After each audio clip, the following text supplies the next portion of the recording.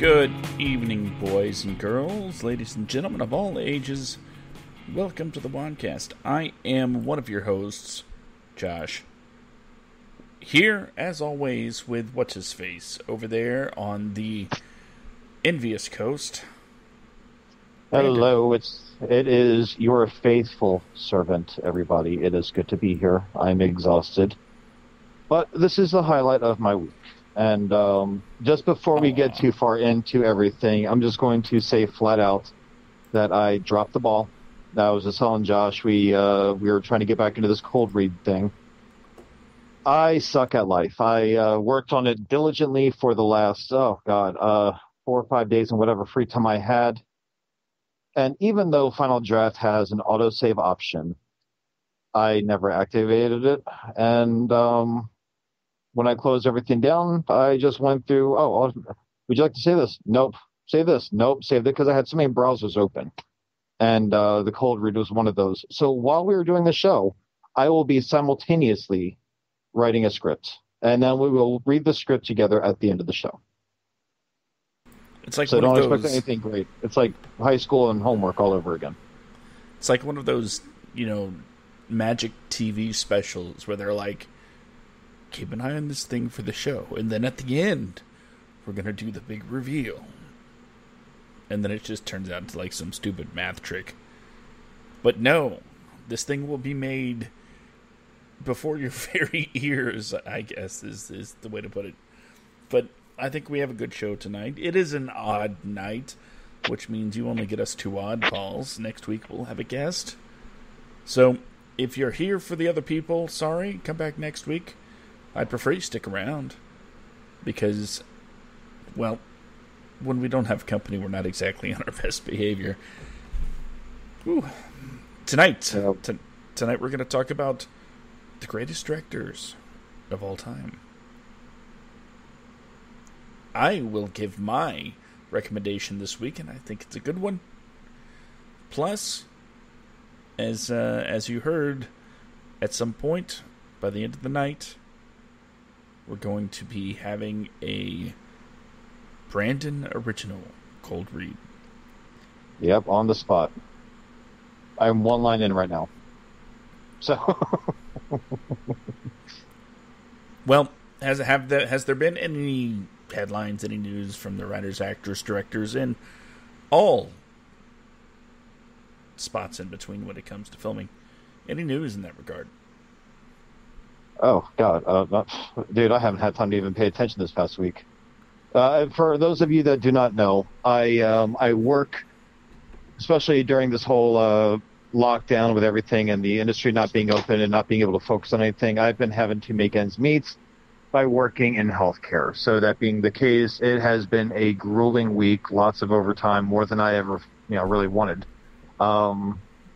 So I haven't really had a whole lot of free time because of my high volume of patients and, me being a human and having to sleep. So, I don't know. I am so incredibly unprepared for the show. Like I said, it's like being back in high school all over again. Well, the only piece of news that I know of is that, filming productions are going to be starting very soon. Well, in California, they are.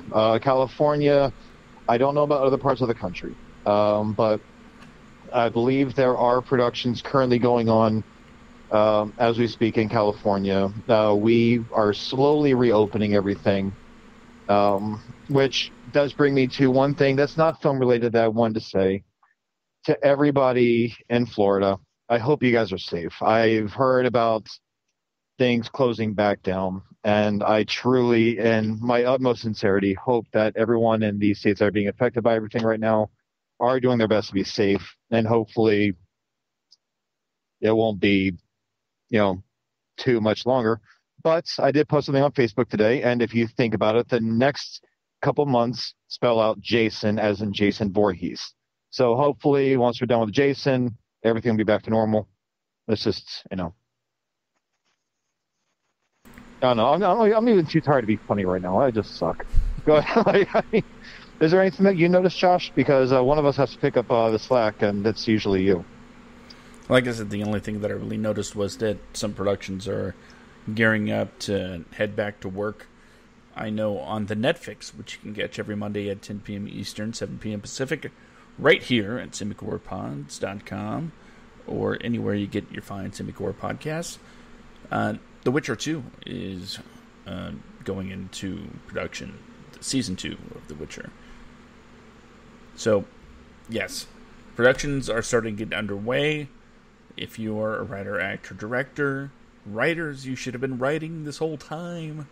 Just saying, you gotta write to be a writer. Don't forget that. And directors, actually, that is one thing. I'm sorry to cut you off. That's one thing I did actually want to touch upon. There are a lot of writers that I know, a lot of people that talk about how the lockdown is like a bad time to be writing or pitching your stuff, and that's not the case. Right now, I think we've covered this before, but in case we haven't, or in case someone missed it, right now, if you're a writer, it is prime time to pitch things. And you still have a lot of producers that are sitting with their thumbs up their asses, whether it's like big name producers or even just like if you're looking for a manager or an agent. There's a whole lot of stuff. Right now is the prime time to really try to push your stuff out there. They're so bored. That's exactly it. This weekend, Josh and I and a co-writer of ours are Brian are working on the Bad Agent thing. Brian, I hope you don't think I forgot about it. I'm still working on it. But this weekend we've been making a mad dash throughout the weekend to get as much of it done as possible. Because I'm almost done fixing up the episodes, but now we just have to work on the packet. And then I'll be working on trying to get that situated to either fund or pitch. So there's a lot of potential right now. Right now is the time to try to get your shit out there in front of people to let them read it.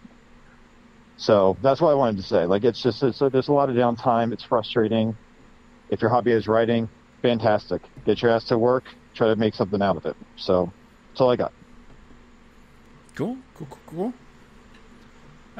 Well, with that being said, we can begin our first discussion of the night, I guess. The greatest director of all time. First, for those that may not know, and if you're listening to this podcast, I'm not really sure it totally applies to you since you're here. But, Brandon, for those that may not know, what is a director and what do they do? Well, a director. Are you just talking about someone just only directs, or? Well, okay, basically, what is the job of a director? The job of the director is pretty much to make the script come to life. They are the ones that are very much active when it comes to getting the best performances out of the cast. Usually, you have the director himself. Works with like the cast and everyone that's on camera. Unless it's but there's also different unit directors. The second unit director, which usually goes and covers B-roll footage or things of that nature. Just separate stuff that really doesn't have anything to do with actually directing the acting of the main cast. But they do everything from directing the cast, having their assistant director pretty much cover everything with the crew and things of that nature, just all the background stuff that you don't see. And then, the director also has a lot to say with the editing, so long as the producers don't step in and demand cuts and everything else. It's usually more common for that to happen in mainstream films. It's happened with a lot of movies. Maybe in the comic book nerd, I'll just name the two that were the most affected that I immediately noticed were... let's go ahead and cover, actually three. Batman vs. Superman. Mm-hmm. There's an extended cut. One of my favorite movies, The Punisher with Thomas Jane. People think I'm crazy, but the director's cut was absolutely amazing. It just covers by Kevin Nash. Yep. Oh yeah, the Russian. And then you had not as good as The Punisher, Daredevil, which the director's cut was superior to what you saw in the film. So directors usually have their own versions. A lot of directors even will sometimes directors will actually edit their own films, like Kevin Smith will edit his own stuff because he wants everything to be exactly as he wrote, produced, and directed. Mm-hmm. But yeah, I mean, that's pretty much it. They pretty much, they're more or less, think of it like a ship. You have the producers, who are like the admirals, and you have the directors, who are the captains of each individual, who are the captains of the ship itself. Everyone else pretty much works underneath the director, what the director needs. And, well, yeah, it's a lot. I'm honestly into it. I'm tired. No, that's fair. That's fair. Yeah, it's pretty good. It's there's so many things that director does.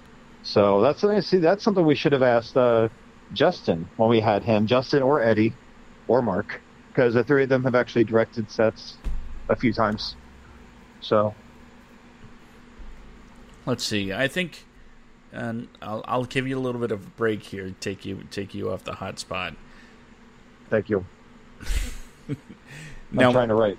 the thing to remember about directors, you have your big time directors, you have your not as well known directors, and you have some directors that have made brilliant movies, but they're not household names like some of your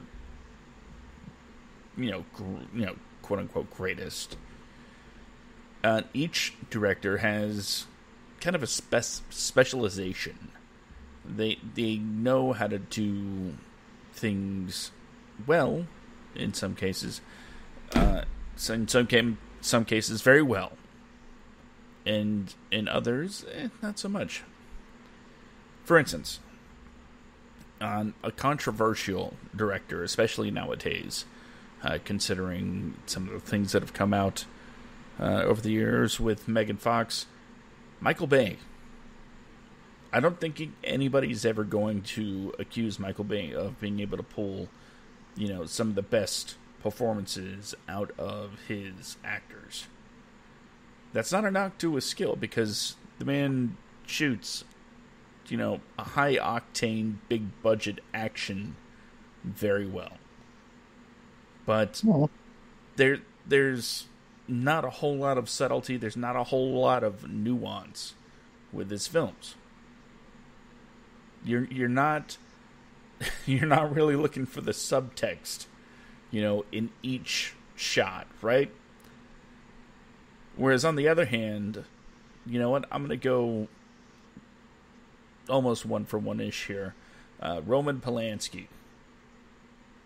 He's made amazing amazing artistic films, but I don't think anybody's going to say that he's able to capture the raw, in-your-face, blood, sweat, and tears of a gunfight the way Michael Bay does. But he can pull out emotion and crazy performances from his performers. So yeah, they both have the same job, but one is known for making incredible films, and the other one's known for making incredible movies. And I know this isn't the episode that we're going to get in, to the differences between your art house films and your summer blockbusters. That is definitely a topic for a different show. But as far as directors go, it is important for you to know that when we talk about the greatest of all time, I think we're really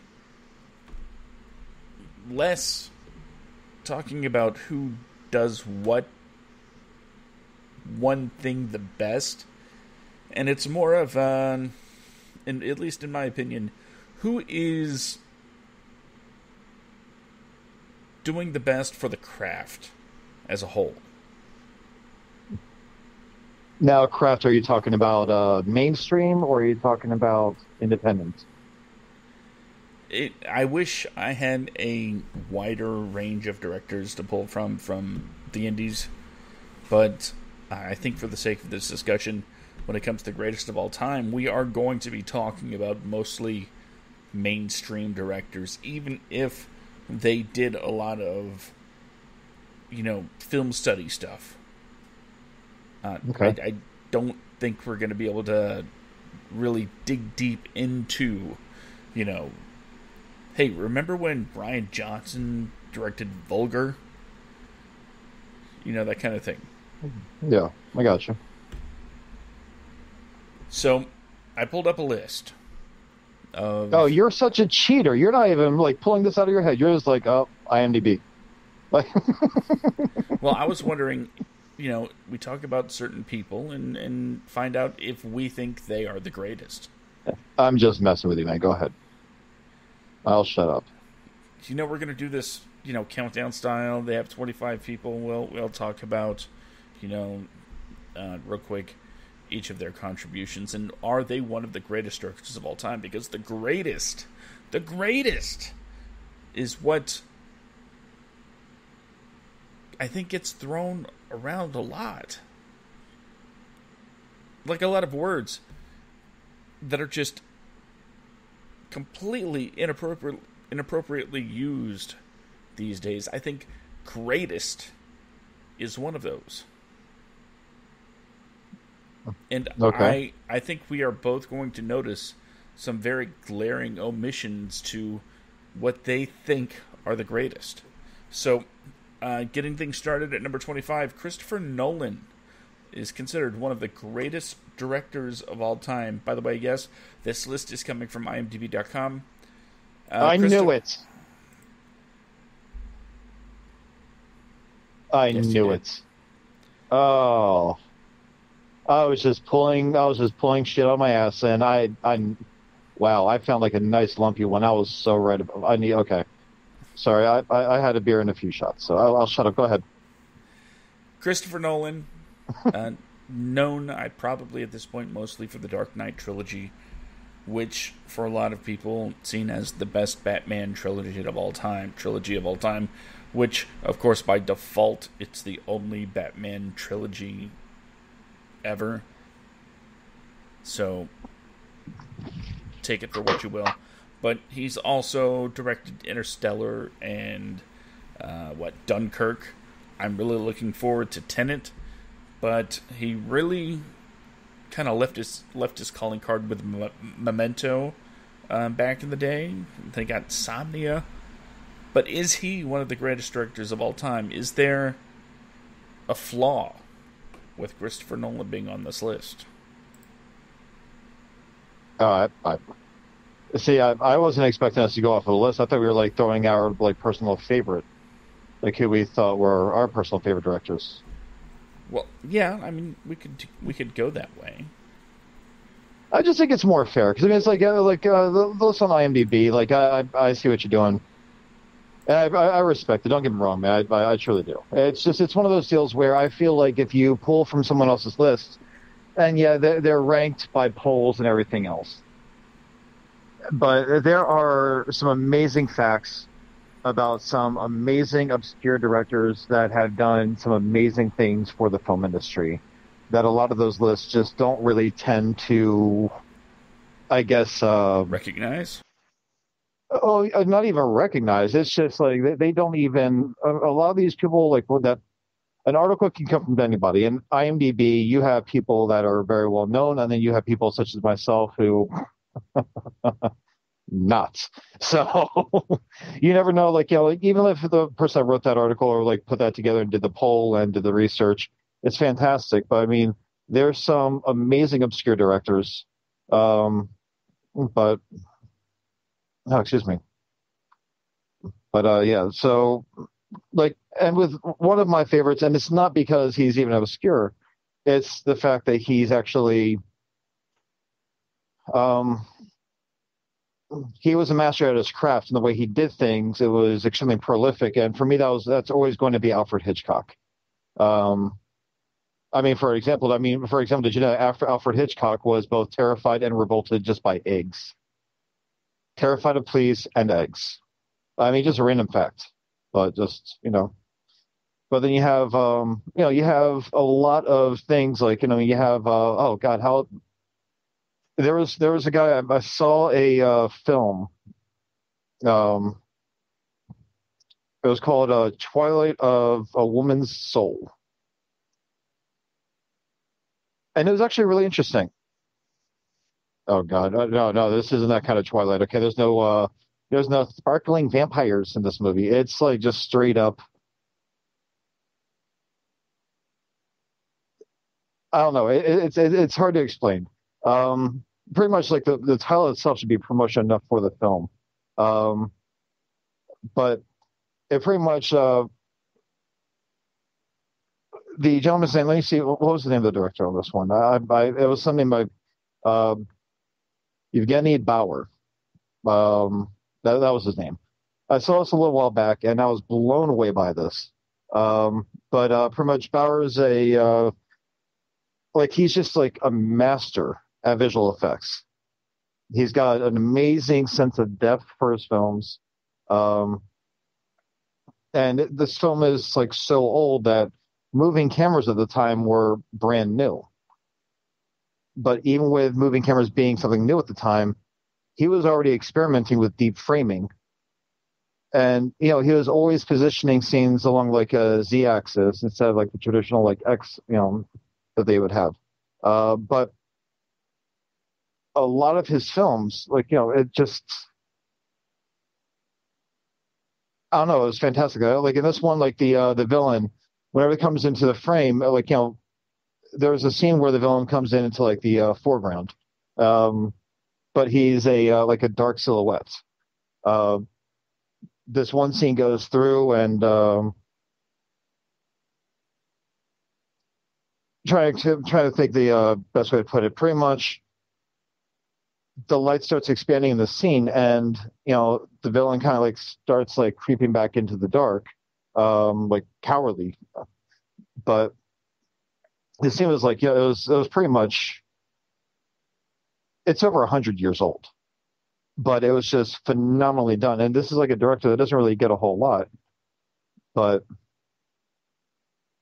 I don't know. That's just like my point. There's a lot of phenomenal directors that, and granted, he's like, I mean, this director is, God, his work is about a century old, so it's not exactly common knowledge, but it was something that I studied back when I was in film school. And when when I saw this film for the first time in college, and I like pretty much revisited it again, like the Twilight of a Woman's Soul, it was mind blowing. Much to like the same example as the silent film, the Cabinet of Dr. Caligari. It was just like man, it was just all revolutionary.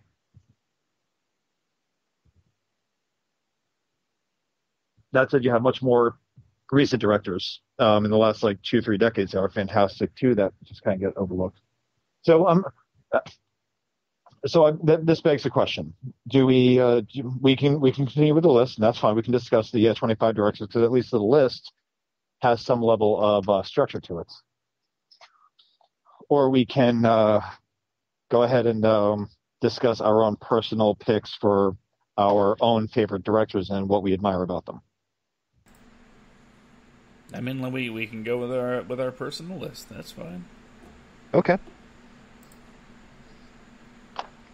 You said, well, I'm gonna go ahead and say that you started with Alfred Hitchcock. So, Yes. talk about Alfred Hitchcock. Well, I mean, let's see, Psycho. There's a lot of things that he did with Psycho that were just amazing. One of my favorite stories from the making of that film. There are three things, one of which is more common knowledge if you study film or if you look at film trivia. And they did the same thing with the original Night of the Living Dead. It's black and white, so obviously bringing color into play, it doesn't really work. So blood at the time was most often used with the use of chocolate syrup. So the scene where, Jamie Lee Curtis's mom, what's her name? Mrs. Curtis. Mrs. Curtis. God, I'm feeling so hard right now. Like I said, I'm just burnt out. But with her, the actress that was killed in the very beginning of the movie, I'm so sorry to all my film buffs out there. I'm better than this. But when she was being stabbed by Norman Bates, dressed in drag, The chocolate syrup is what was going down the drain in place of blood. But it's the first film to introduce something as simple as a toilet into cinema, because that was extremely taboo. But my favorite story stemming from the making of Psycho. Sorry for if you guys hear all the planes flying above. Bear with me. I'm recording this from my phone. I'm outside. But the my favorite story is the fact that when he sent the movie out to the MPAA, they kept telling him, "Well, no, this isn't going to work. Fix this." So he would take it back and he would just resend it to them, like a day later. They would say, "Okay, this is great. Now fix this." He would hold on to his reel again, send it back to them, and he wouldn't change anything. And eventually they're like, "Oh, yeah, this is the perfect final cut." The entire time it was his own cut. He didn't change a single thing in the movie. He just held on to it and just kept sending it back, the whole original version of it. But everything they did with even with the visuals and Vertigo, the birds, all of his stories that he told were just absolutely terrifying in their own ways, or suspenseful in their own ways. And he was just, in my mind, like one of the greatest directors of all time, like the true master at his craft. And just, so that's my first pick. Your turn. Well, I mean, it's a great first pick, not only because of his directing, but because of his writing. He was definitely a force on all fronts, which is why, for me, it's easy to say my first pick for this particular discussion has to be, and I'm sorry, for the last couple minutes I've been going back and forth who I'm going to say first. So, one person that does not get, I think, the recognition that he deserves, and he's going to be my first. He's brought us... It's a very special guy. Very thought-provoking films, even though it doesn't seem like it at first. He's brought us one of the greatest films ever to grace a screen. And that movie was Blazing Saddles, and the director is Mel Brooks. Yep. Mel Brooks doesn't get much credit for being a great director. He won a Lifetime Achievement Award.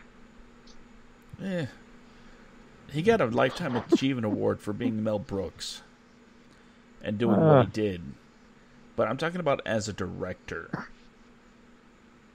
Yeah, he is constantly mentioned as one of the greatest screenwriters of all time.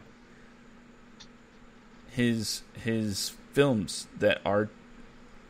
I mean, they are absolutely amazing. Blazing Saddles shined a spotlight onto racism using the kind of words and dialect that, well, you've seen what the effects of modern day cancel culture is. Yep, cancer culture. It's what I call it, cancer culture, because it is killing the industry.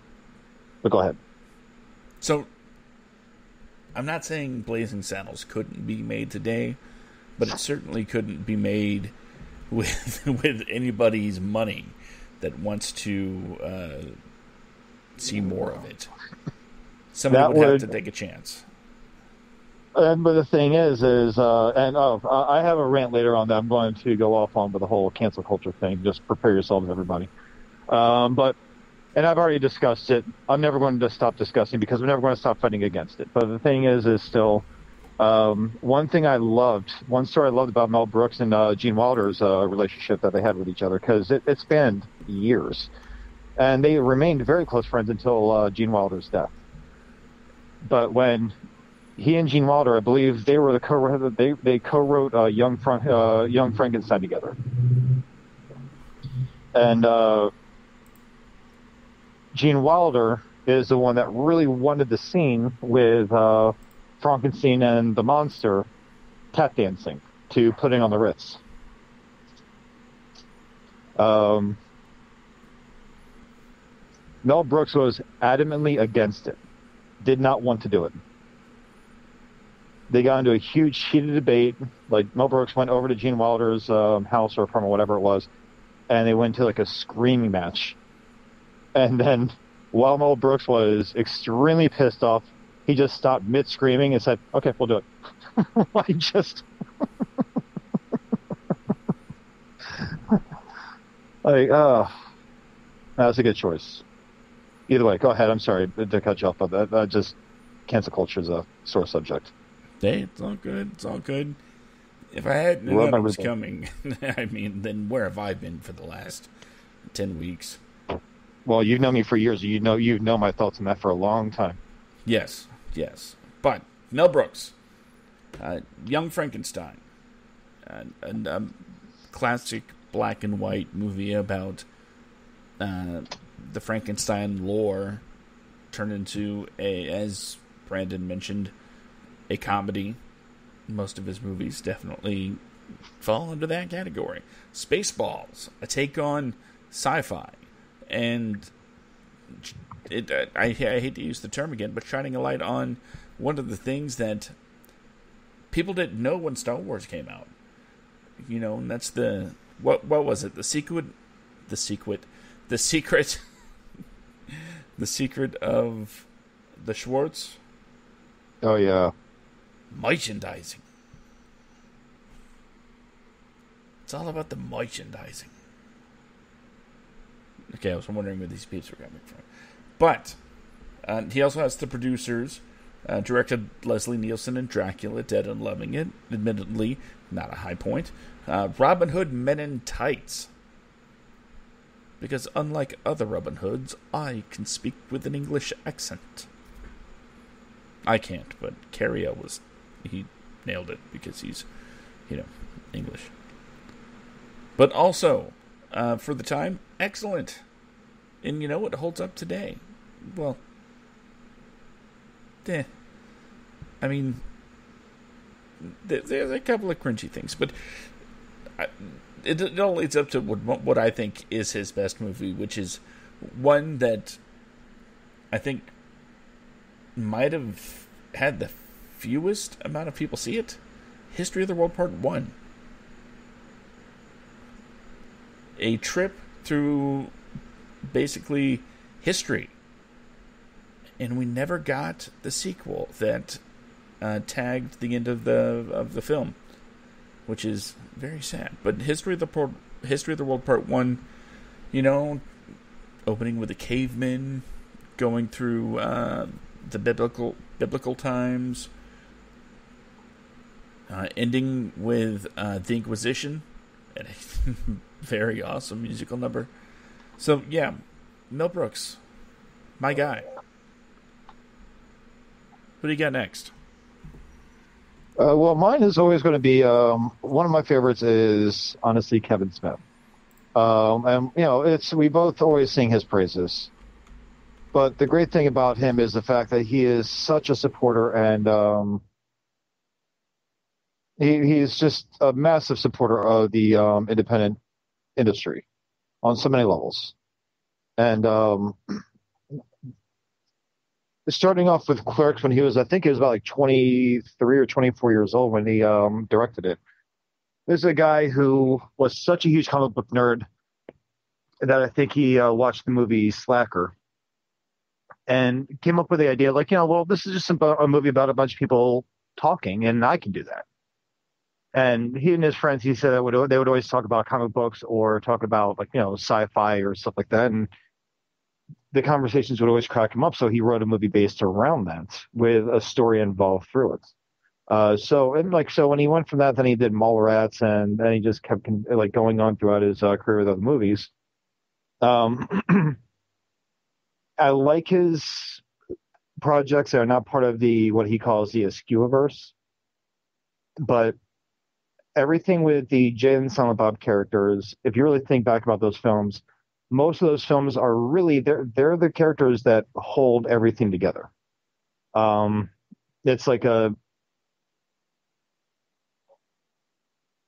trying to think of the word. It's every film is pretty much like an anthology to one another. It's like they all kind of like overlap one another. So the things that he's done, Clerks 2 is easily my first pick of all of his films. Because it really touches on things that, like, when you're a kid, you think that people in like their 30s have their shit together. It's like, oh yeah, when I'm 30, I'm gonna like when I'm when I'm grown up, I'm gonna have all this, I'm gonna have everything together. And you don't realize that the struggle never really stops. And Clerks 2 really discussed that. It showed these two characters who never really. I think Randall even said that, like, he just felt like the world just was passing him by. And the guy in the film at the time, it was 2006, I think. He was like 32, 33 years old. But then you have something like Dogma. I mean, Kevin Smith, you cannot find a more awesome person in modern times, because when Dogma came out, you had the diehard Bible bumping Christians that were freaking out over it. They're picketing his movie, and Kevin Smith went down and picketed his own film. Just, I mean, holy shit, man! Like, yeah, and got on the news for it. Well, I was going to say, didn't the news interview him? Yes, they did, and I believe he said his name was Scott Mosier.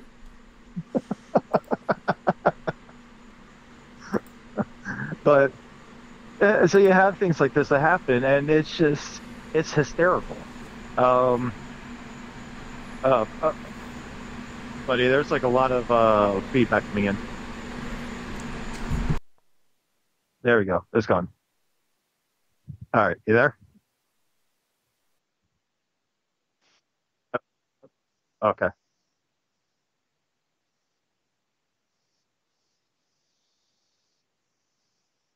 Okay. Um, so, all right. Sorry, everybody. A little bit of a problem here. Sorry. Am I muted too? Oh, okay. Well, I'm sorry. All right, guys. I'm sorry. Josh is having some. I'm hearing a lot of feedback on my end from him. But either way, so that's my pick for my director. But Josh, it is your turn. I'm actually getting very distracted from my cold read here. So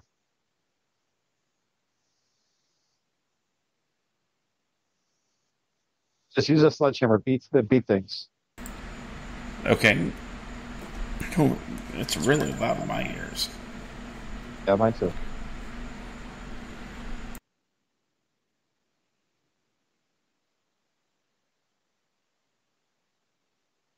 And we wait.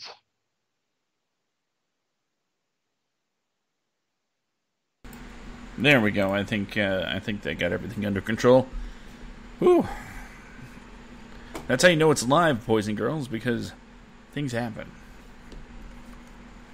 Okay, next up on my list is a director that has been on my radar since before I even knew what radar was. And I don't mean the lovable little, clerk from MASH either. I mean, this director influenced my childhood in such a way before I even thought about who was behind the scenes doing what. And it wasn't until years later that I really started connecting the dots and seeing certain art styles repeated, not one-to-one with a lot of different movies, but you definitely put together the pattern of the style. And for a kid that I was not paying attention to, this was directed by blah, blah, blah. You didn't have to. Because at some point, when you find out who directed it, you see it. And you can't unsee it. You will know Tim Burton's movies, even if you don't know Tim Burton is directing. Now, I say this, it went back to my childhood, and it does. It totally does, because Pee-wee's Big Adventure was my first love of movies. and it was his first feature film. And I fell in love with Pee Wee Herman. I had to have the shoes. I had to have the bike. I had a little suit. My mom made me a little Pee Wee Herman suit. I was a big fan of Pee Wee. And years later, when I find out that it was Tim Burton that directed it, I was like, that makes complete sense. From the stop-motion dinosaur to just the overall feel of the movie. And watching it as an adult, it's a whole lot different than watching it as a kid, because you notice the dark tones and just the serious nature, just the underbelly of it laying there, that as a kid, all you see is the shiny stuff. But then, Beetlejuice. And I know it's not exactly a quote-unquote kids movie, but it was the 80s. Parents let their kids basically watch whatever they wanted, as long as it didn't have boobies in it. I don't know about you, Brandon, but I was in one of those houses where, we'll watch Lethal Weapon and Die Hard literally all day long. And when it came to nudity, it was close your eyes. Oh. That's why you just kind of wait till your parents go to sleep and you pop the VHS tape back in, put it on mute. Exactly. I The couldn't thing is fast forwarding and rewinding. Those things are noisy. Those VCRs, they were noisy little things. So, and then you know how it is. When you're trying to be quiet. If you were like my family, well, it was just me and my dad pretty much. But if you were like us, you got the free HBO weekends, right? And they had your VCR and some blank tapes, so you get 3-4 movies on one tape. So not only are you rewinding and fast forwarding through a movie, sometimes you're going through 2 or 3 movies to find that scene you're looking for. And well, I'm just going to say Fast Times at Ridgemont High really wore out my VCR. But Beetlejuice... B.B. Case. No. Yes. Yeah. God. Definitely not a kid's movie, that one. But Beetlejuice, not necessarily a kid's movie, even though, like most things in the 80s, it did wind up having a cartoon, like Rambo. God, they monetized everything for kids. But the Beetlejuice cartoon was actually good. Yeah. Rambo was, not. I was one of those weird kids that was like, this cartoon is nothing like the movie. Well, honestly, on just related but unrelated topic, if you really think back to being a kid in the 80s, the stuff that we watched, it was so far from kid friendly. Even with Gremlins and Indiana Jones being that I think Raiders of the Lost Ark is what caused Ghostbusters. But if you watch these movies, I think Raiders of the Lost Ark is the one that pretty much either that or Gremlins, one of the two, created the PG-13 rating, because you had kids watching this stuff and most of us oh my god, Gremlins, it's awesome, and we weren't really scared of it. You should have to a kid that was my age when I first saw it. Now they'll have nightmares. I mean, the mom literally, she chops off the head of a gremlin, and Raiders of the Lost Ark, you see a guy's face melt off of his skull. So I mean, but it's not Tim Burton related, but it's just movies in the 80s and stuff like that. I remember me and my friend, elementary school, Andrew Bucktel, I think his name was, in second grade, my best friend since I was, in kindergarten at the time, whole 2 years. We just quoted Rambo and Indiana Jones to each other for a while, and Ninja Turtles. But, sorry, go ahead. I distracted from the topic again. Yeah, you did, Brandon. I've been drinking. Beetlejuice, not for kids. Watched it, loved it. Then he came out with Batman. It's going to be a dark Batman. Looking back, doesn't look so dark.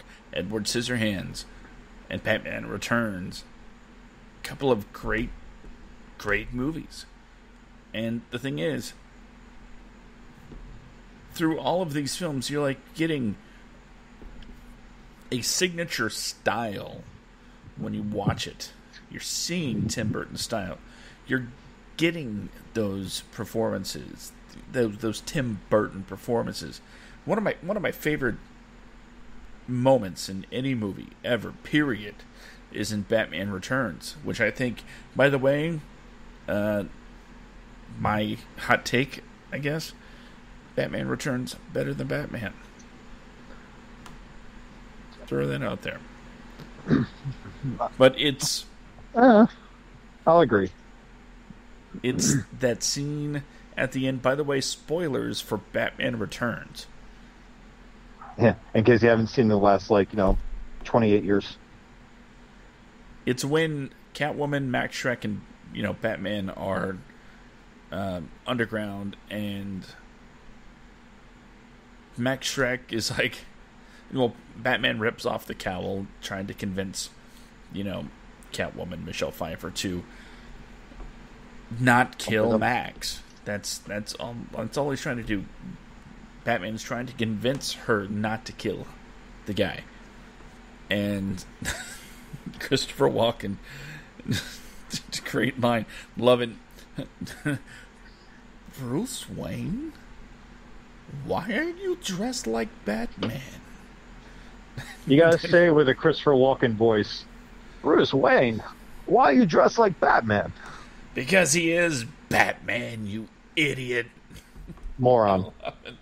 She called him a moron. You love it so much you don't even know the line. I'm pretty sure it's idiot. Let me go ahead and fact check this. Oh, speaking of fact checking, Red Dawn was the first PG-13 movie. Well, I'm talking about what created the PG-13 though. It was either Gremlins or Raiders of the Lost Ark. I'm pretty sure. It was Temple of Doom. Yep, because he is Batman, you moron. Ow. Well, I guess I got it wrong, and I'll have to remember to say, you moron. Oh God, I'm good. And I'll do it when I'm talking about the movie too. And I have not seen that movie in 5 years. I need to watch that movie again. Yeah, it's been about that since I showed it to the kids. So, but Tim Burton, style, performances. I'm not going to say all of his movies hold up, and I'm not going to say he's gotten better with age. I think one of the last favorite movies that he's done as director is Big Fish. That was a very touching story for me. So that's my number 2. Well, we're at number 2. We're already almost 50 minutes into our broadcast here. Okay, how about we do one more each? Okay. And we can throw out our, biographies about when we first were introduced to them and, all that. Just who you got? Who's your third and final director? Honestly, and it's only for I've got to say Harold Ramis, and it's not because of Ghostbusters and him being the one that turned Ghostbusters into what we know Ghostbusters to be, because Dan Aykroyd had a script, Harold Ramis came in and punched some things up, and because of Harold Ramis's contributions, Ghostbusters is now what it is. But I have to say, as a director and as a screenwriter, Harold Ramis made some of the best films that I can think ever even existed. And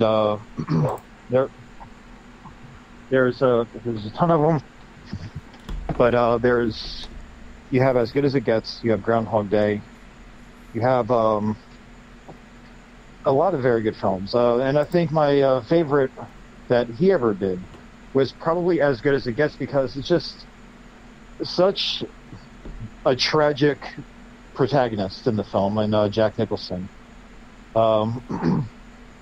I guess he's. See, with that, that movie always confused me. I've always looked at. I think I had to study this when I was back in college. We got in a discussion about this movie and who the real protagonist or antagonist in that film was. because Jack Nicholson was just a prick in that film. His character was just an ungodly, condescending, bigoted asshole. But then you have Helen Hunt, who is kind of like the antithesis to everything that he is. So I would always say that Jack Nicholson was a protagonist. He had a problem he had to get past, and that was himself. And Helen Hunt was the antagonist because she was pretty much, I don't know. It's just like she was kind of like his obstacle in the film. But at the same time, he was, I guess, his own worst enemy. But the film was just beautiful to me. But then you have movies like Stripes. When he wrote that, it was fantastic. But then, like Groundhog Day, he wrote and directed that. That was phenomenal. I love that. Year One, not so much. But I will say this, when he passed away in 2014, I was really upset. Like, I mean, my dream was always to be able to meet him. And I've met a few of the actors from Ghostbusters. I was able to meet Dan Aykroyd one time, which was awesome. I was able to meet, God, excuse me, I'm so sorry if my throat is being dry. Oh God! Like I said, I'm fried. Winston Zedmore. What's his name? Ernie Hudson. I got a chance to meet him. But Annie Potts was awesome. But those are like. But the thing is that everything that Harold Ramis touched was just he put his whole heart into, and I just love everything about everything that he did. So, but I think unfortunately, as much as I hate to say, Year One was his final film before he passed away, before he got sick and passed away, with Jack Black and Michael Cera.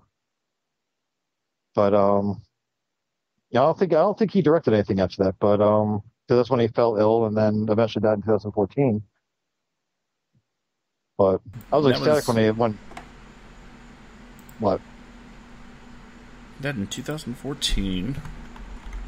Year One was 2009, I believe. Let's see. It's been a while since I read up on it, but I'm pretty sure it came out in 2009, if I remember right.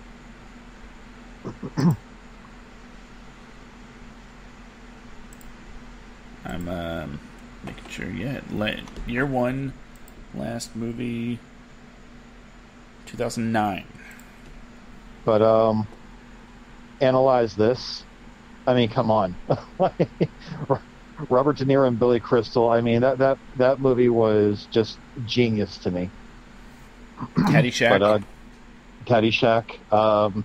And one of Danielle's favorites, Bedazzled. That's something he wrote and directed. He directed Multiplicity, which if any of you people have never seen Multiplicity with Michael Keaton, watch that movie. I think it was like 95 or 96 when that came out, but that movie was just amazeballs. But I'm pretty sure, he directed Multiplicity with Michael Keaton. Yeah. Michael Keaton and Andy McDowell. Mm-hmm. Yeah, so but he's done a lot of stuff over the years. I mean, between being a producer, writer, director, but I don't like a lot of people. If you even mention Harold Ramis to them, they just think of a few films, but a lot of the films that he put out were just, I don't know. Like, I mean, he's one of the few people that I honestly feel should have received a Lifetime Achievement Award early in like just a few decades that he was working, because of everything that he brought into film. I mean, even as a writer, between Animal House, Meatballs, Caddyshack, Stripes, I think he directed the very first National Lampoon's Vacation. Yeah. But everything that he's done, like, I mean, I just absolutely love everything about him. So, and he was attached to Galaxy Quest for a while. He was, yeah, he was, and something like he had to back out, or there was some kind of disagreement in writing, or whatever it was, but he ended up backing out of it. But yeah, so that's pretty much what I've got. That's those are my directors. Oh, All right. and real quick, everybody, before you go into anything, the cold read is not going to happen tonight. I'll have this ready for next week. So I've got all weekend to focus on our project and also to focus on writing this for next week. And promise you, cold reads will happen next week. All right, you heard it here first. Cold reads next week. What Sorry. else would you hear it? Okay, you heard it over there first. Now, before I give my last one, since, I do have a couple more minutes now, I do want to say that our lists are not by any means anything but our personal lists of favorite directors. I know that we will get some feedback of this person's the greatest director of all time, because that's kind of what we started off with the conversation, but we took a sideways turn into the work of people that we absolutely love, and I just don't want to get the tweet saying, you didn't say Martin Scorsese, you didn't say Steven Spielberg, you didn't say John Hughes. By all means, they're all fantastic, wonderful, amazing, the greatest directors. They're just not our favorites. They're just not our favorites. In fact, my third on the list it's going to be a guy that probably not best known for his directing, and I think he might only have two films under his belt two story-driven films, two narrative-focused films, and that is Bobcat Goldthwait. Oh yeah, God Bless America and World's Greatest Dad. Two movies that made me go, whoa, what did I just watch? To me, they were both very well done, especially World's Greatest Dad. Robin Williams playing the dad of a son that strangles himself due to autoerotic asphyxiation, and he covers that up, turns it into a suicide, becomes, loved by the world, due to the sympathy. He did not want his son to be remembered as going out in like a freaky sex accident. God Bless America. God Bless America is one of those movies that I always said that I was going to write, and then I saw that somebody else had written, down to the snarky teen sidekick. Stars Jill Murray and I want to say Tara Lynn Barr. If that's maybe I don't remember. no. But 2011. It's about a guy that's just sick of stupid people in America and goes on just a rampage, a murder spree, killing reality TV stars, racists, and all the other dumb people that, you just wish would kind of fall off the face of the earth. So it's not so much that I think he steps up in any particular department when it comes to directing. I just think that when it comes to things that he decides to direct, especially these two things, off the wall, subject matter that definitely wouldn't play to a mainstream. In fact, these are the kinds of movies where half the mainstream might feel targeted by the themes and the morals and the stories. But I think Bobcat deserves a mention in my director's list, because so far, even if it's just two, I know he's done a lot of stand-up specials, but if it's just these two, then damn, he's done a great job. Yep. So that's our discussion on our favorite directors. Again, swerved ya. Maybe one day we will get in a full, proper, analytical, collegiate talk about the greatest film directors of all time.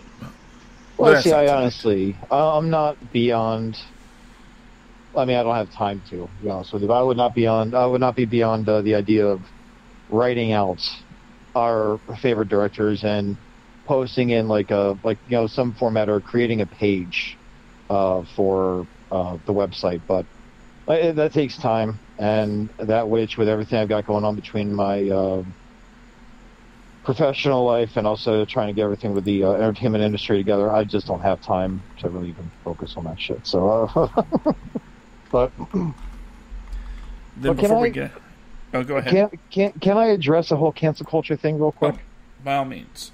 So I was reading something today, and I had someone ask me. I actually had four people block me on Facebook, which whatever. I don't. I really have I used the F word yesterday? No, you haven't. Okay.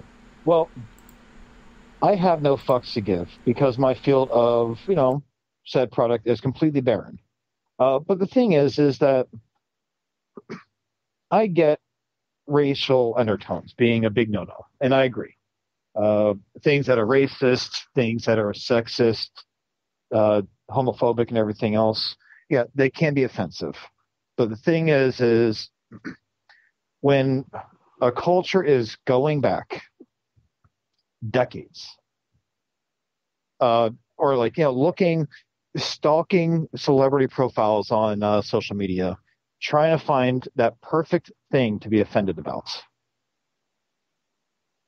There's a lot of there's a snowball effect that takes place, and I know that the people that are all gung ho about canceling things don't give a shit about it. This week I started a petition on change.org, and I did it just to be spiteful to someone that created a petition to take Split off of Netflix. Now, Split isn't on Netflix, at least not in the United States. In the UK, But, just not the US. Oh, okay. It's on in the UK. Yeah. Okay. Well, either way, excuse me. They wanted to take it down because James McAvoy, he plays the big bad guy in the film. His character has dissociative identity disorder, also known as DID. But this person wanted this taken down because it makes people who have DID look like evil people. Now, it's a movie.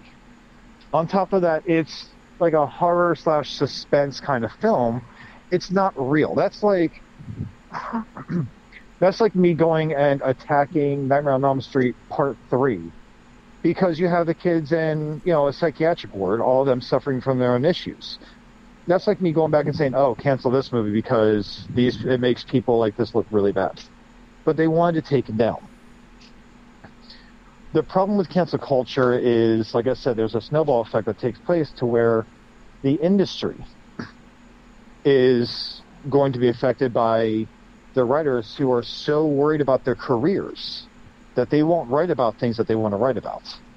Now, in the movie The Hangover, there are things like we had discussed in prior episodes about how humor changes over time. And what's found to be acceptable is something that changes. The Hangover, the scene where they pull up outside of Stu and Melissa's house and Bradley Cooper's character shouts, "Paging Dr. Faggot" from his car. I laughed at it. It's just like character. He's an asshole. That would never be done today. A lot of things change with time. But to go back to these films 10, 20, 30 years later and say, "Oh my God, this had this in there," or even in the last few years, cancel this movie, or "Oh my God, Robert Downey Jr. did blackface in Tropic Thunder, cancel Robert Downey Jr." Guys, stop. If you're offended by something, by all means, be vocal about it. No one's stopping you from being vocal. That's fantastic. Be vocal. Let it be known that this is not acceptable to you, to where it might be learned in future situations. But to openly go and attack writers, directors, actors, producers, production companies, the films that they put out, to just flat out launch an online viral attack because you don't agree with something, that's not the way to go about it. Because that will affects everything, and we can't write movies about people hugging and everything else and just singing Kumbaya and whatever. That's not reality. That's not the real world. And I'm sorry, but in the real world, people are assholes. People are pricks. They do exist. People with psychological problems, they do exist. They kill people. Sharks don't openly hold grudges, but you know what? That's science fiction. Sharks do not travel from Maine down to the Bahamas to attack the widow of a sheriff who killed that shark's offspring. Yet this was the plot in Jaws 4. Should we cancel Jaws 4 now because that doesn't properly depict the actions of a great white shark? Yes. Cancel culture is reasons. A waste of time. Oh, no, Jaws 4 sucked ass, don't get me wrong. Well, the only good one in my mind was Jaws 1. Another series like I've discussed in the past that should have never had sequels, like Saw, Hangover, all those things. You should never have sequels to those films, in my mind. But the thing is still cancel culture. I call it cancer culture. I will always call it cancer culture. No offense to those struggling with cancer. That's not my intent. But cancer culture, it is killing the entertainment industry on so many levels. You can still be funny. You can still write things without being sexist, transphobic, homophobic, and all the other phobias that come along with it. But at the same time, there is a such thing as creative freedom. There are maybe characters in the script that don't hold those values, and you have to write those kind of things because, unfortunately, those people do exist. It's only, there's some ounce of reality, whether it's even just so simple as personality in the script. You can't cancel everything because you don't want to be offended. If you're offended, announce your complaints. I'm going to break the rule. Move the fuck on with your life. That's all I got. It's just been... Oh, also Scrubs. Scrubs was the most recent. Did you know that? Yeah, I did see that. Scrubs, yep. Community, The Office, 30 Rock. Yep. They are all... Well, no, and they've all been attacked by this cancel culture thing because of insensitive things that were put into the series. Scrubs ended, what, in 2010? But because there were things that people found offensive in the series, you have episodes that are being pulled or scenes that are being pulled from Hulu for these series because they offended people. Like, I get it. It's probably it can be offensive, but there are things where you just kind of have to be like, well, that was part of the show, and the humor at the time was vastly different. And maybe it's different because I'm a white man because of some of these things that are going on, but there's a scene in Scrubs where JD and Turk, a black and white pair of best friends, go to Turk's black college fraternity. Turk in whiteface, JD in blackface. JD doesn't want to do the blackface. He's very uncomfortable with it. Turk says his brothers think it'll be funny as long as he's with him. Turk sees a friend that he thinks someone that he thinks is a friend, and he walks off. Leaves JD by himself at the front door. Frat house full of black guys open the door and finds JD, a white boy there with blackface on. They pull him inside, beat him up, throw him out the window as Turk's walking back up saying, oh, never mind, that wasn't her. It was a joke. It's all comedy, it's timing, it's not meant to be offensive. But I could go on all night long, and we really don't have the time for me to do that. But just, like I said, this cancel culture, cancer culture shit, it is honestly terrifying to think that what you can and cannot write about is being limited by those who are offended by things. Because it doesn't stop at race, it stops at anything possible. It could be any little thing, and someone's going to attack you over it. Be a critic, that's fine. Critics have existed for decades, they'll attack it too. But to pretty much cause the end of someone's career or something like that because you're offended by a work that they did, it's just... you can't hold those kind of expectations over people. That's my rant. Like I said, I could go on all night, but I'll stop there. Are you sure? Yeah, I'm going to eat up way too much time. Okay, let me just to address some of the things you said. First, there is a place for these things happening. There are things that need to go away, people that need to go away for the things they say, the things they do, the things they make. Unfortunately, the problem is everything gets lumped into one category of not good. Not the situation blackface. Blackface, we knew it was wrong in Scrubs. Well, at the time Scrubs was on. We all knew blackface was wrong. But, like I say for everything, and I'd say this all the time, context is key. Now, if you're doing blackface to, play up racial stereotypes, no, that's not cool.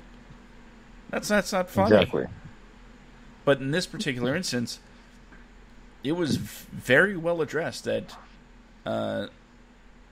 in the show that the blackface was not cool. The character was very uncomfortable with it.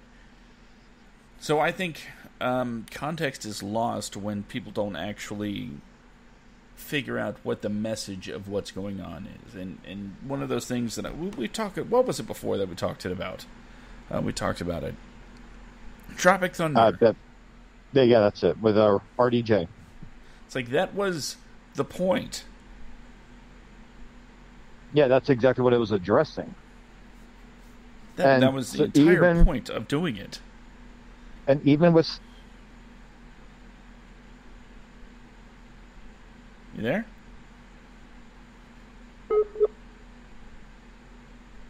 Point of what was happening in the film.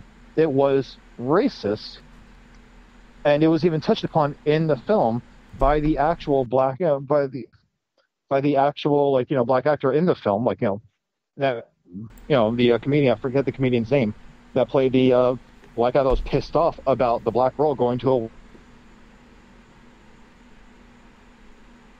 Yeah, you're kind of breaking up, Brandon. In and out. Even said, for a strong black lead. Sorry. Here, 1 second.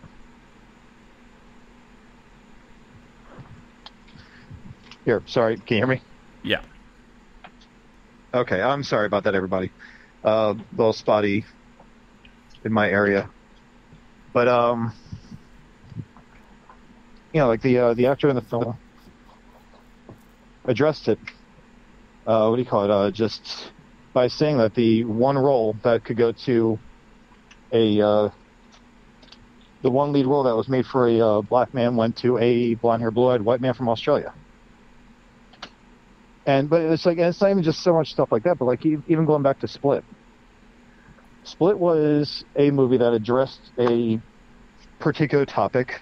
Maybe it was done poorly, but it was just savagely attacked because the portrayal of a person with DID just really upset somebody. And if you look at the petition on change.org for remove Split from Netflix, it's just one of those... You have all these people on there that are just like these bleeding hearts, which it's fine if you're going to rally for a cause. But come on, man, it's science fiction. It's not real. It's... I don't know. I remember people were pissed off with the Star Trek reboot that came out years ago, when they reset the timeline. They were pissed off over that because how dare they make it where Spock and James Kirk were not always friends. Just this whole thing that they did, people were upset about that. It wasn't... They didn't threaten to cancel it, but they bitched about it, people do with films. But it's created an industry that tiptoes around topics. But if they don't tiptoe, the person that made the film in question gets attacked brutally. Extremely savagely attacked. Cyberbullied to such an extreme measure. It's I don't know. There's better ways to go about it, but to scream cancel this person or cancel this person or cancel this film, remove this. To me, it's no different than burning books. You don't like something, that's fine. Say you don't like it, move on with your life, and I don't know, pay some bills, go to work. I don't know, just it's a movie. But again, my point to counter and go along with what you're saying is, sometimes it has to happen because Oh yeah, there are people, and no, I'm not going to make myself the thought police. I know that's something that's stirring up in people's heads right now. No, I'm not trying to be the thought police, but there are platforms that certain people have, like kill everybody of a certain race. Yeah, genocide doesn't deserve a platform. Sorry, not sorry. yeah. But could you imagine if half these people really paid attention to some other films? Like I say, Clerks 2 is one of my favorite films of all time. My absolute favorite film from Kevin Smith. There's like I think like a good 5 to 10 minute scene there where Randall Graves says something that's very openly racist, but he didn't know he was being racist. He had no idea he was being racist. And even with like, Wanda Sykes and Rosario Dawson, like, these two, like, non-white people in the film, like, like just horrified by him, and also like Dante in the film, like the guy who played Dante, Brian O'Halloran, I think his name is, being just as horrified, playing like his opposite in the comedy duo. It was touched upon in a way that, I mean, never mind the donkey show at the end of the movie, but there's so much in that film. Erotica. Yeah. Hey. There's so much in this movie that if you are honestly going to cancel something over a misrepresentation of a mental disorder, God forbid you see some of these other movies that have come out over the years. I mean, you could get like Hangover 2 for animal cruelty, just like Hangover 1 with the tiger. They drug a tiger. I mean, it's just like there's so much stuff there. I mean, a hate crime. They like pretty much they kidnap an Asian. Like, they what's his face? The guy from Community. I cannot remember his name off the top of my head. The doctor dude, Ken Young. They kidnap him. Like he's got a worm penis, like hidden behind like like a sizable man bush. And by the way, but the thing is he was the reason why they pulled an episode of Community. I did not know that. Yeah, during one of the D&D episodes, he was wearing blackface. Oh God! Here's the thing. Again, it's all about context. It was a D&D episode. I don't know if you're familiar with Community, but they kind of go all out with their special episodes, whether it's the paintball episodes, or they did an all-out claymation episode for a Christmas special. He was a character who is basically, if you've seen him in The Hangover, you kind of know what kind of kookiness he's going to bring this to the table. Oh yeah, I mean, and anything he's in, Transformers, role models, everything. Like, I mean, he's just knocked he's up. Out there. He's just like that's this his character. Yeah, that's what I'm saying. He's like this, just like this weird character. Like I'll say, he's a character actor without dressing up in character. He's just like the way he presents himself in all these movies. It's like a very specific type of humor. In that episode, Dr. Chang, his character, dressed as a troll. A troll. He was being a troll. Or a goblin. Or something like that. He was not being a human. So he painted his skin to match his character. Again, context. That I personally don't believe that to be blackface. Yeah. But the thing is you look at stuff, like if it is openly racist and making fun of a race and everything else, I get it. Be offended, that shit needs to stop. I get that. But there's so many, as you said, context. There's so many things. And we could have an entire show on this alone. We're already taking up half the time of our originally plotted time slot to discuss this. But the thing is it's you're at the precipice of something, and the goal is just a futile goal. You're fighting a machine. Fight racism, that's great. Racism, I'm all about fighting the hell out of racism. It's bullshit. It should never even be an issue. I'll openly say that, and I will fight against any kind of racism as long as I live. I think it is stupid and dangerous. But the thing is you have to fight it when it's actually present. If it's not present, if you're just offended by something, put on your big boy or big girl panties or whatever the hell it is that you wear. If you're a commando, put on some pants. No one's to see that shit anyway. But the thing is just go about living your life. Like I said, say something, make your point valid if you have one, and then move on. That's it. It's very simple. I mean, Christ, I went out as Two-Face for Halloween a few years ago. And I think I did a pretty damn good job with the makeup. Not bad for some tissue and Elmer's glue and a little bit of, a makeup kit from an ex-girlfriend. But I think I did a pretty good job. I'm not making fun of burn victims. Question. What movie did you go as Two-Face from? I didn't. I made my own version of what I felt Two-Face would look like in the real world. And, yeah, like my burns the burns I made were not even. It pretty much I'll post a picture on our website of my Two-Face costume. Oh, I see. It's your Skype picture. Yeah, but it's I had an old suit that I hadn't worn in a while. It was an expensive suit. I lost some weight, so it was a little loose fitting on me. So I bleached half of it. I burned some of it, and I pretty much had it. Pretty much, if someone had a split personality, and one of those was a very chaotic personality, all these formats of Two-Face, aside from the Dark Knight movie, all these formats of Two-Face, he has this very beautifully, evenly split, perfectly tailored suit. So I would imagine that if someone had a mental break, they would make it themselves to show their more chaotic nature, as opposed to have someone make it for them. Tommy Lee Jones with a tiger stripe suit, it was a badass looking suit, but not really what I would consider to be, tiger stripe and leopard print. Not exactly what I would look at as being realistic. And on top of that, he had that perfect line going right down his face from where the acid for some reason didn't burn any other part of his face.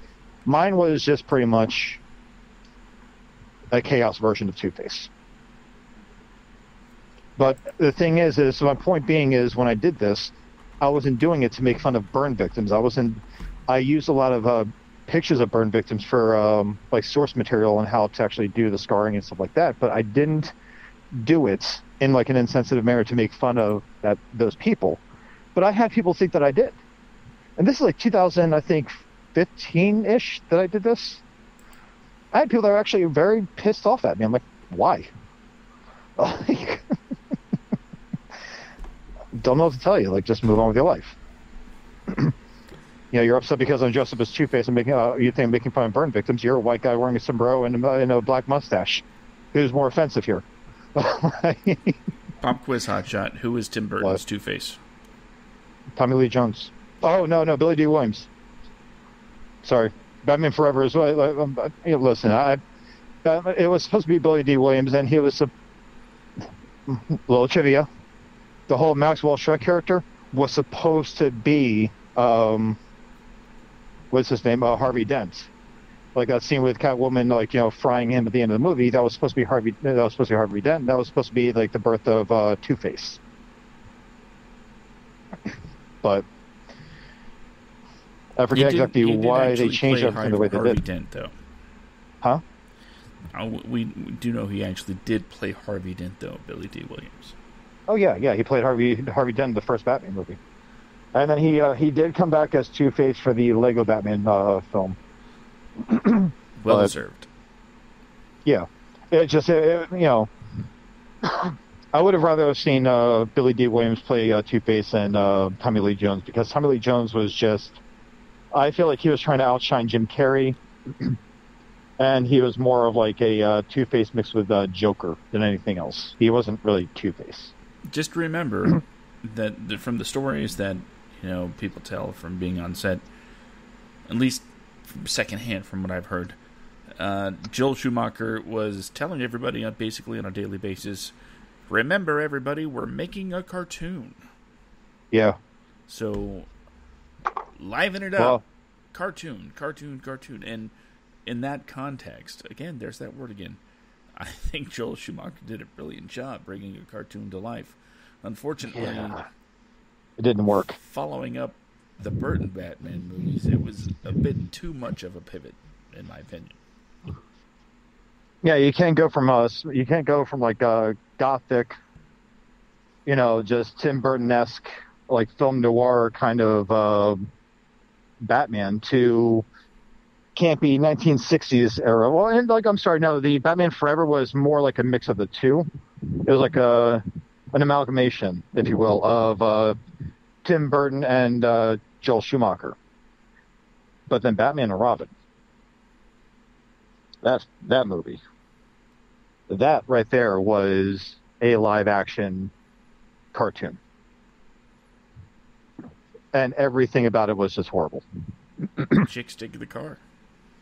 Yeah, I was more pissed off about Bane and all the ice jokes from. It was like watching the Adam West version with Arnold Schwarzenegger with all the ice puns, and none of the jokes were funny. But it was just like constant puns. But either way, we can go, like I said, we can go on about the whole cancel culture and all that shit like forever. But my rant's over. There's just so much stuff. We'll do an episode sometime in the near future about context and comedy. And let's do that with a guest, so we can have another voice to add to the conversation. Absolutely. In the meantime, I'm going to go ahead and give you my recommendation of the week, so we actually do that. Real quick, my recommendation is 2018's Stan and Ollie, starring Steve Coogan and John C. Reilly. It's about the final days of their Laurel and Hardy comedy duo, one of my favorite comedy duos of all time. Probably my favorite comedy duo of all time, if I think about it. I was raised on, the shorts, and every Sunday was a thing my dad and I would do. We would eat omelets and watch Laurel and Hardy on Sunday morning. Most people at church. I had Laurel and Hardy. And that is why this movie struck a very, very poignant chord in my heart, and I would recommend it to everybody, especially if you're a Laurel and Hardy fan. I would have liked it, if maybe we saw a bit more of their early career, but seeing their final hurrah during an overseas tour, it was done very well. Directed by John S. Baird, written by Jeff Pope. Check it out, Stan and Ollie. That's my recommendation. Before we head out, Brandon, why don't you go ahead and tell people how to follow our Instagram and webpage? Okay. Well, we have our homepage with all of our social media accounts connected to it. Forgive me, as the webpage is not exactly updated. I take full responsibility. Like I said, it's been a hectic week and a half with everything. But you can go to our webpage, thewadcast.com.